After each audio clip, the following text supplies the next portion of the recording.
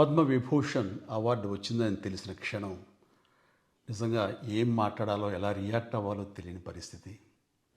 మన దేశంలో రెండవ అత్యున్నత పౌర పురస్కారం పద్మవిభూషణ్ లభించినందుకు నాకు నిజంగా చాలా సంతోషంగా ఉంది. ఒక తల్లి కడుపున పుట్టకపోయినా నన్ను తమ సొంత మనిషిగా, మీ అన్నయ్యగా, మీ బిడ్డగా భావించే కోట్లాది మంది ప్రజల ఆశీస్సులు, నా సినీ కుటుంబం యొక్క అండదండలు, అలాగే నీడల నాతో ప్రతి నిమిషం నడిచే లక్షలాది మంది అభిమానుల ప్రేమ, ఆదరణ కారణంగానే నేను ఈ రోజున ఈ స్థితిలో ఉన్నా. అందుకే నాకు దక్కినటువంటి గౌరవం ఇది మీది. మీరు నాపై చూపిస్తున్న ప్రేమ, ఆప్యాయతలకు నేను ఏమి రుణం తీర్చుకోగలను? నా 45 ఏళ్ల సినీ ప్రస్థానంలో వెండితెరపై వైవిధ్యమైన పాత్రల ద్వారా వినోదం పంచడానికి నా శక్తి మేరకు నేను ప్రయత్నిస్తూనే ఉన్నా.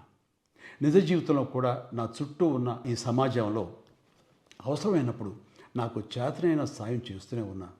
కానీ మీరు నాపై చూపిస్తున్న కొండంత అభిమానానికి నేను ప్రతిగా ఇస్తున్నది గోరంతే. ఈ నిజం నాకు ప్రతి క్షణం గుర్తుకొస్తూనే ఉంటుంది, నన్ను బాధ్యతగా ముందుకు నడిపిస్తుంటుంది. నన్ను ఈ ప్రతిష్టాత్మకమైనటువంటి పద్మవిభూషణ్ అవార్డుకి ఎంపిక చేసిన భారత ప్రభుత్వానికి, గౌరవ ప్రధాని శ్రీ నరేంద్ర మోడీ గారికి నా హృదయపూర్వక కృతజ్ఞతలు. జై హింద్.